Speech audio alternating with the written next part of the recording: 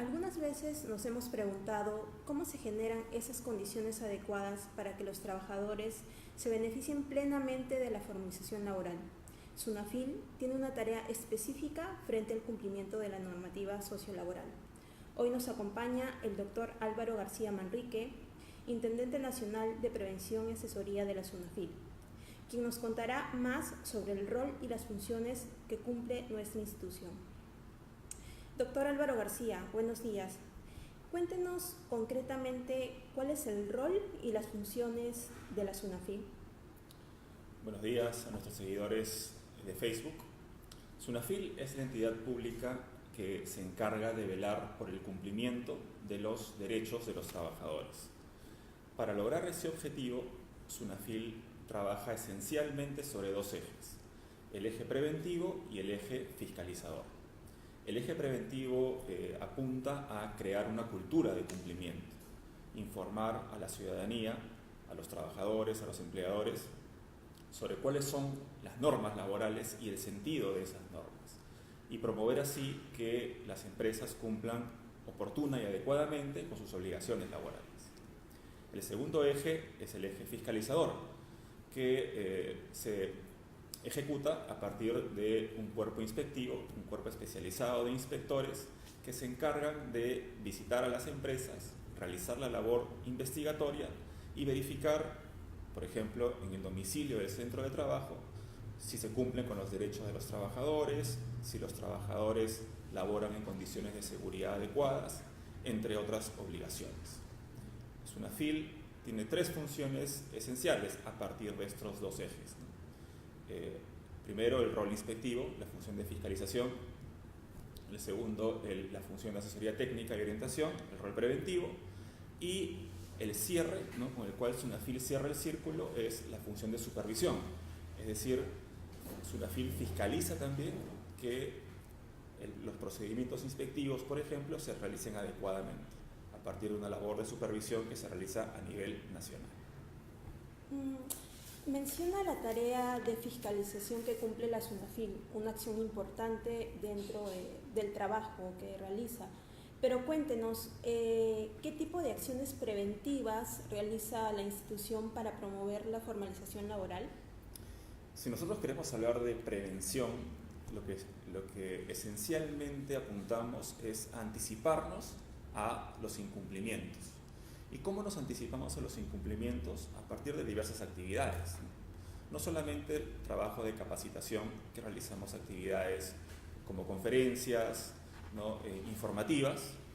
Realizamos también orientación en puntos estratégicos de la ciudad y de las ciudades del país para formalizar, por ejemplo, los trabajadores. Hablamos sobre seguridad y salud en el trabajo, planilla electrónica, sino también, y ese es un punto muy importante, las mesas de diálogo.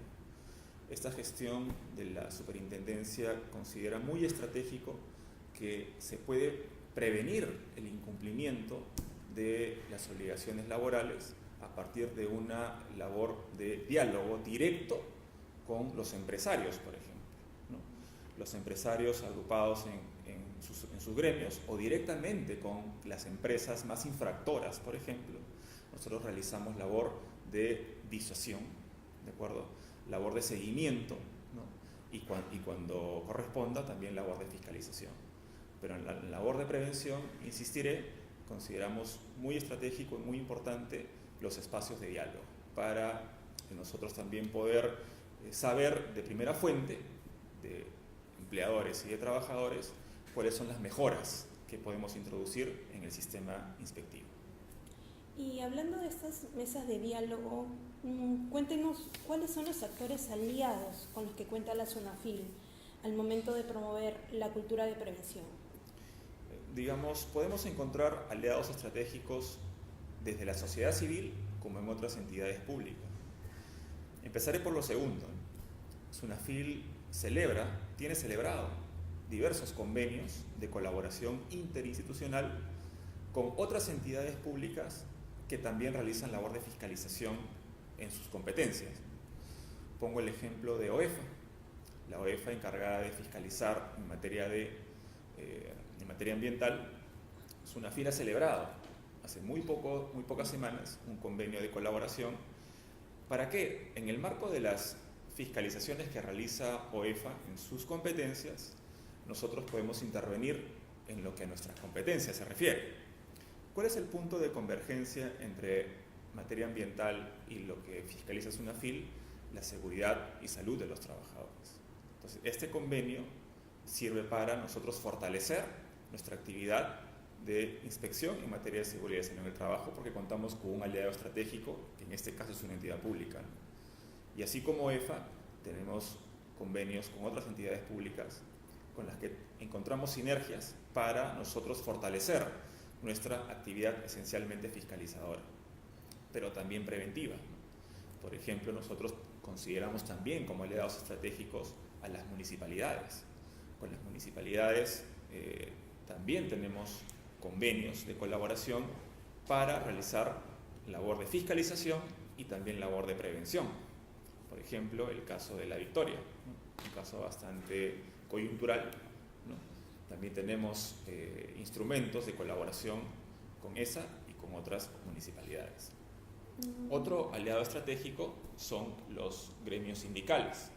Como lo dije hace unos minutos, nosotros encontramos en los espacios de diálogo una herramienta muy importante para la mejora del sistema. Los gremios sindicales, a través de sus dirigentes, con quienes nos reunimos periódicamente, nos presentan sus inquietudes sobre el sistema inspectivo, de los cuales nosotros tomamos debida nota para tomarles medidas correctivas y de mejora continua del sistema. Esta gestión considera estratégico la mejora continua del sistema inspectivo.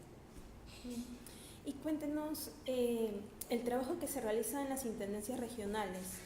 Debemos recordarle a nuestros seguidores que SUNAFIL cuenta con 16 intendencias a nivel nacional.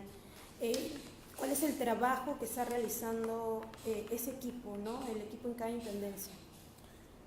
A nivel de las intendencias regionales, ellos también realizan las mismas actividades que desde aquí, la sede central, nosotros direccionamos.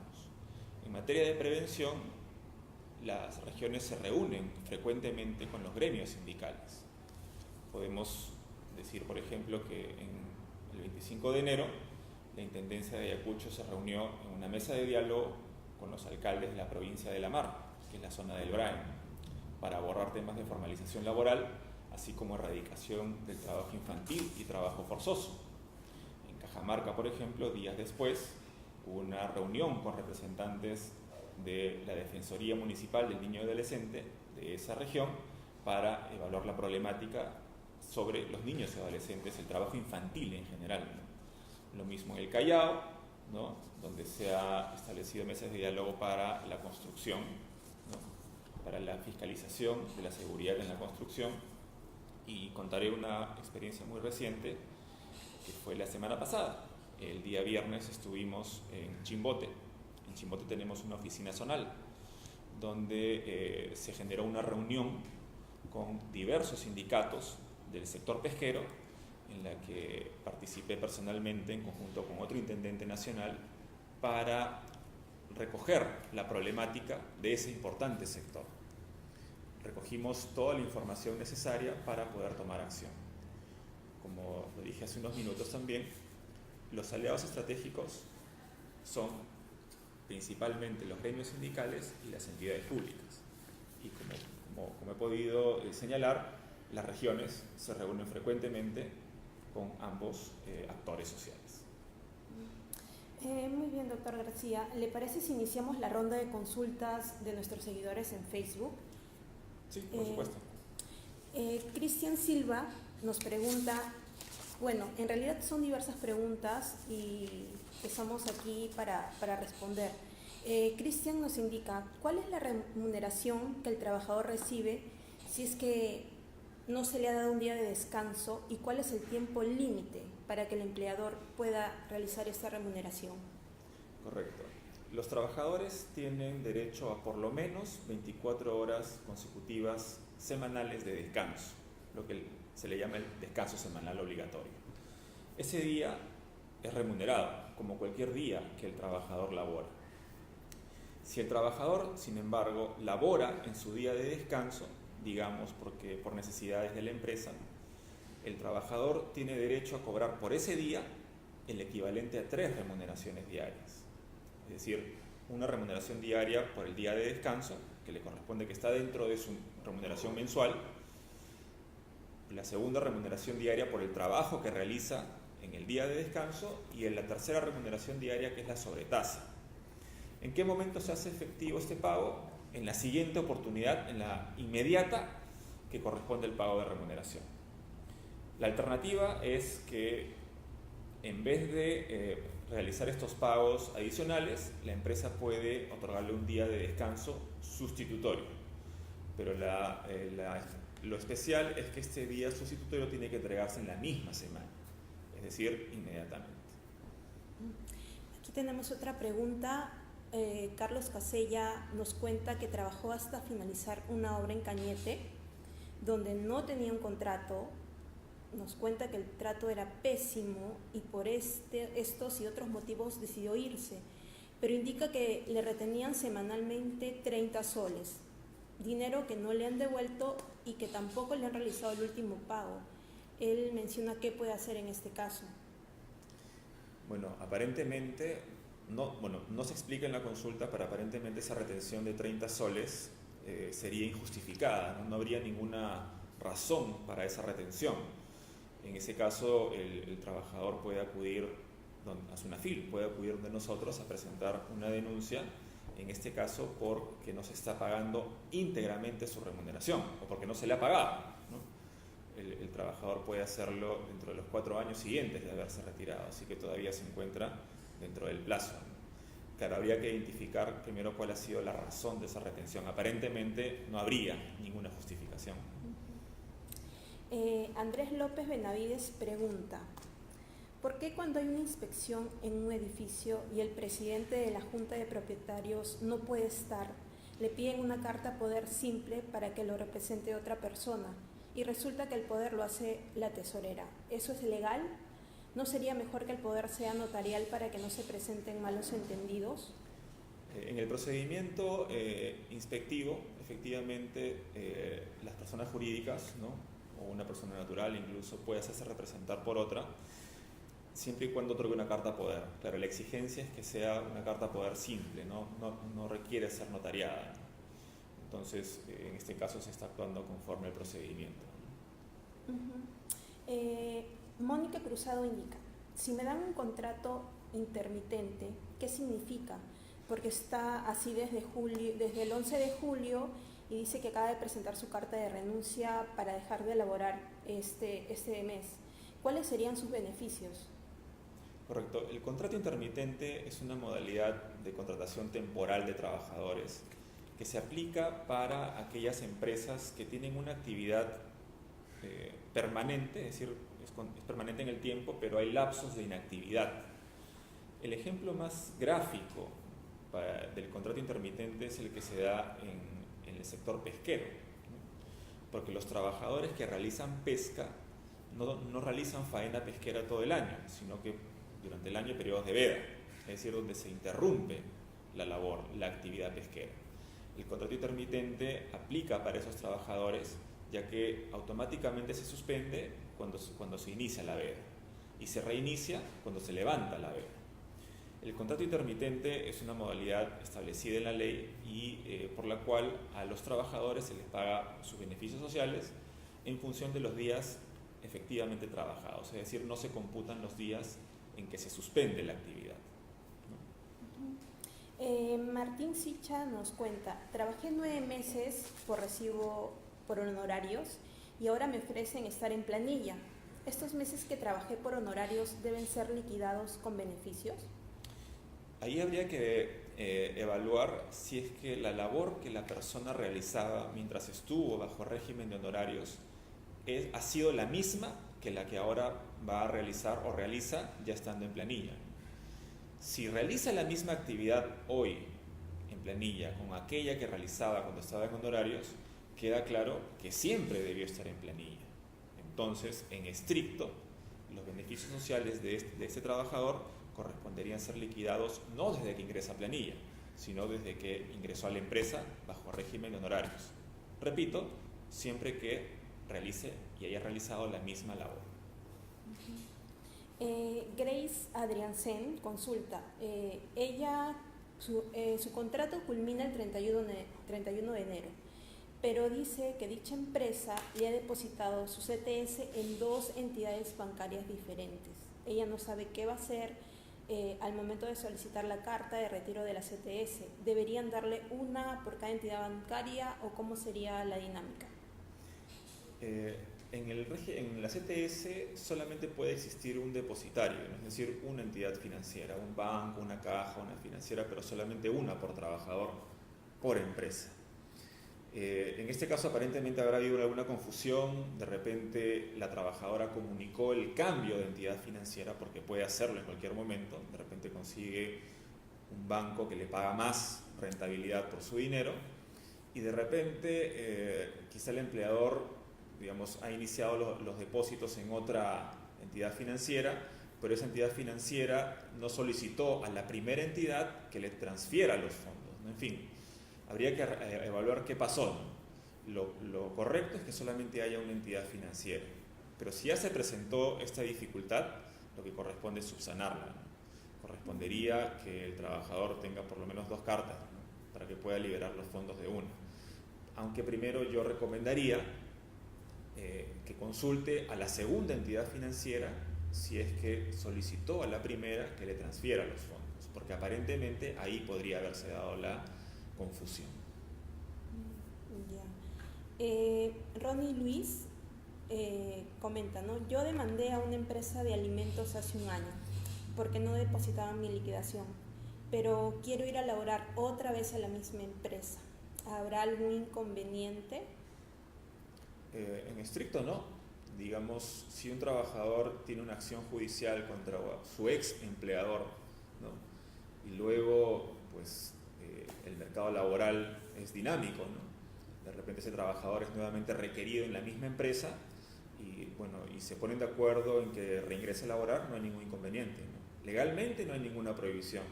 Ya quedará en la empresa y el trabajador, digamos, cómo van a manejar el tema del conflicto, ¿no? El juicio laboral en estricto podría continuar, porque los derechos laborales son irrenunciables. Quizá en ese primer juicio que aún se encontraría pendiente, no lo sabemos, no se lee la consulta, se encuentra pendiente y eso va a seguir su curso, ¿no? Aun cuando el trabajador se pueda reincorporar. Pero insisto, legalmente no hay ningún inconveniente. Ahora tenemos una pregunta de Dana Lee. Nos indica: yo acabo de retirarme de una empresa por hostigamiento laboral. Presenté mi carta de renuncia y me dijeron que mi liquidación no me la van a pagar. Ella pregunta qué puede hacer en este caso, ¿no? Y cómo puede actuar. Correcto. El trabajador tiene derecho a cobrar su liquidación de beneficios sociales en todos los casos, sea que renuncie, sea que haya sido despedido, o sea que el trabajador haya renunciado motivado por un hostigamiento laboral. El término legal que se emplea es darse por despedido. En todos los casos el trabajador tiene derecho a cobrar su liquidación de beneficios sociales. Aquí, en el caso que nos presentan, hay una evidente infracción de la empresa, porque está obligada a pagar la liquidación. ¿Qué puede hacer este ciudadano? Puede acercarse a SUNAFIL, presentar una denuncia por incumplimiento de pago de la liquidación para que nosotros podamos tomar acción inmediata. Y tenemos una última pregunta que es de Adira Cueva. Ella pregunta: una cuidadora de adultos mayores en el hogar, ¿a qué régimen le corresponde? En este caso hablamos de una persona que participa en la conservación, ¿no?, de un hogar. Cuando se entiende conservación de un hogar, no solamente se habla de limpieza del hogar, cocina en el hogar, sino también cuidado de personas. Entonces, esta ciudadana que nos consulta se encuentra comprendida en el régimen de los trabajadores del hogar. Es decir, tan igual que una persona que en el hogar realiza labor de limpieza, cocina, etc. Finalmente, si nuestros usuarios en Facebook necesitan mayor orientación o quieren conocer más sobre las capacitaciones, el tema preventivo que brinda SUNAFIL, ¿cuáles son nuestros medios de atención? A ver, para que el ciudadano pueda presentar sus consultas, nosotros tenemos dos canales, un canal telefónico y un correo electrónico. El teléfono es 390-2800, los anexos 1901 y 1902 para la atención de consultas telefónicas, y el correo electrónico consultas@sunafil.gov.pe. Y en lo que se refiere a las actividades que continuamente realiza la institución, pueden visitar nuestra página web www.sunafil.gov.pe o ir a las redes sociales de la institución. Muchas gracias por su participación en nuestra transmisión en vivo, doctor Álvaro García. Y a todos nuestros seguidores recuerden que también nos pueden seguir a través de Twitter como @sunafilperú. Muchas gracias.